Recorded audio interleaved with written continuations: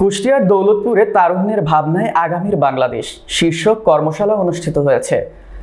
এসো বাংলাদেশ বদলাই, পৃথিবী বদলাই এই প্রতিপাদ্যে তারুণ্যের উৎসব উপলক্ষে এ কর্মশালার আয়োজন করে দৌলতপুর উপজেলার প্রশাসন। মঙ্গলবার উপজেলা অডিটোরিয়ামের কনফারেন্স রুমে আয়োজিত কর্মশালার প্রধান অতিথি হিসেবে উপস্থিত ছিলেন দৌলতপুর উপজেলা নির্বাহী অফিসার মোহাম্মদ আব্দুল হাই সিদ্দিকী। উপজেলা মাধ্যমিক শিক্ষা কর্মকর্তা শফিউল আলমের সঞ্চালনায় কর্মশালায় বক্তব্য রাখেন উপজেলা সহকারী কমিশনার ফয়সাল আহমেদ, দৌলতপুর থানার অফিসার ইনচার্জ মোহাম্মদ নাজবুল হুদা, উপজেলা স্বাস্থ্য কর্মকর্তা ডাক্তার তৌহিদুল হাসান তুহিন, উপজেলা প্রকৌশলী তৌহিদুল ইসলাম জোয়াদ্দার, সাংবাদিক আহমেদ রাজু।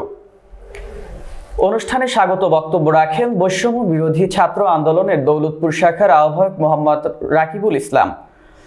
এছাড়াও বিভিন্ন সরকারি ও বেসরকারি দপ্তরের কর্মকর্তা, গণমাধ্যম কর্মী, ছাত্র প্রতিনিধি, শিক্ষক শিক্ষিকাবৃন্দ, সুশীল সমাজের প্রতিনিধিরা উপস্থিত ছিলেন।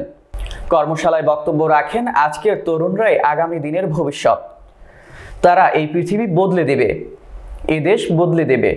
বৈষম্যহীন বাংলাদেশ গড়তে সবাইকে নিজ নিজ অবস্থান থেকে কাজ করতে হবে।